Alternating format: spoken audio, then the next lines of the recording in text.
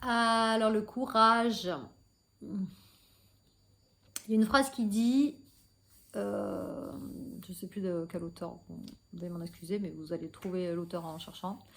Le courage, c'est d'avoir peur, mais d'y aller quand même. Donc, vous comprendrez pourquoi je fais cette vidéo après la vidéo sur la peur. Le courage, en fait, c'est d'avoir peur, mais d'y aller quand même. En fait, tout est dit dans cette phrase. Vous avez un chemin, vous êtes sur votre chemin, vous avez un but, un objectif, un rêve, quelque chose en face, vous marchez sur ce chemin. D'accord? Tout ce qu'il va y avoir sur votre chemin, les trous, les cailloux, les gens qui vont vous empêcher d'avancer, d'aller vers votre objectif, votre but, va vous demander du courage pour continuer d'avancer. Et de ne pas vous arrêter parce que vous avez trouvé un petit trou. Okay, soit vous faites le tour de ce trou, soit vous le sautez en fait. Mais si vous plongez dedans, c'est que vous laissez la place à vos peurs. Le courage, ça va vous demander de faire le tour du trou. Yes.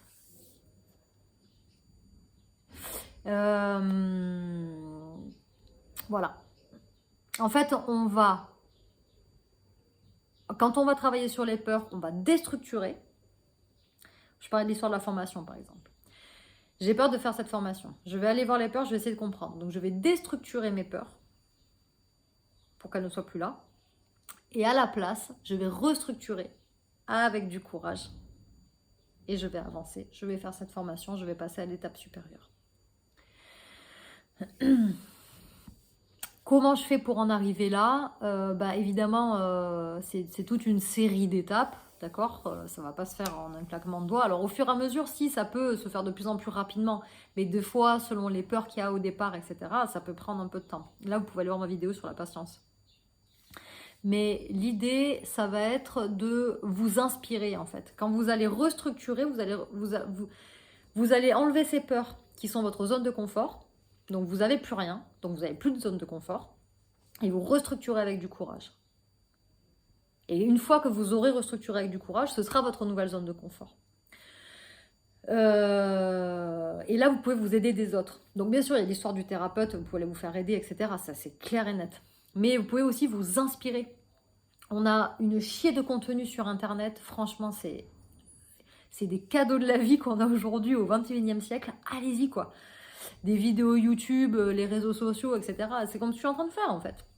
Mais vous pouvez vraiment vous inspirer et vous pouvez faire le tri aussi dans vos réseaux. Par exemple, tout ce qui vous tire au fond du bac sur vos réseaux, vous supprimez, vous les supprimez de vos amis, vous arrêtez de les suivre.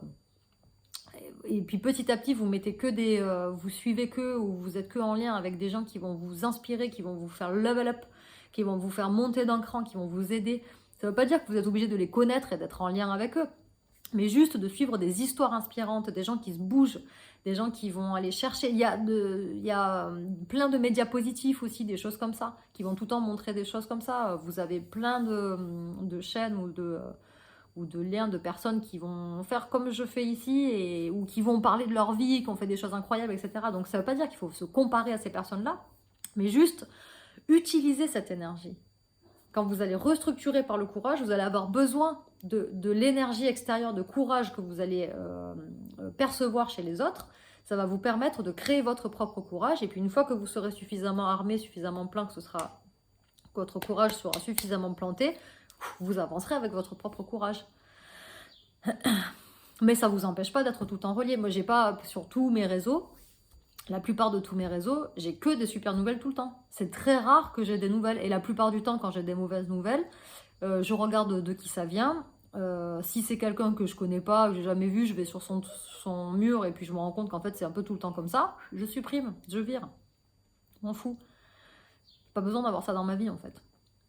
Donc l'idée c'est vraiment, par exemple, il y en a une qui va se reconnaître.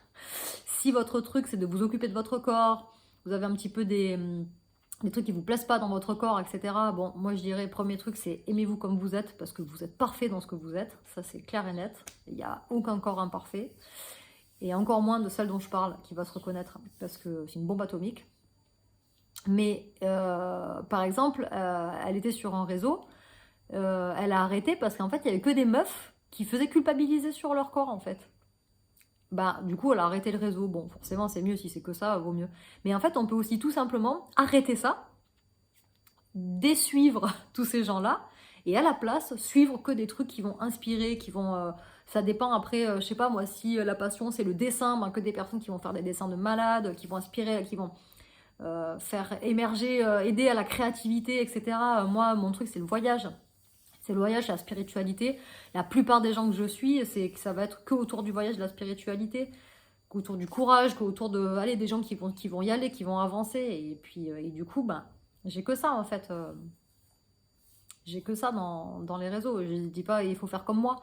Je dis juste que pour avoir le courage de faire ce que vous voulez, quand vous déstructurez vos peurs et que vous vous mettez à avoir le courage d'avancer votre chemin, il est important de s'inspirer des autres.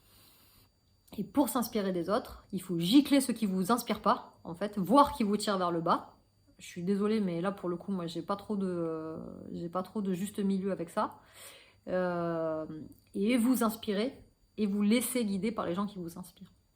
Alors après, bah, si vous avez des gens qui vous tirent vers le bas dans votre famille, bah, ça va être à vous de savoir vous en détacher légèrement, faire votre vie, et puis ça ne vous empêche pas de vous inspirer d'un autre côté, d'accord? Il y a des gens qu'on ne va pas virer de notre vie, je parle vraiment des réseaux, ou des amitiés, ou des relations qui sont vraiment toxiques. Mais après, là, vous pouvez aller voir la vidéo sur les relations toxiques. Ok? Allez, c'est parti, réalisez-vous!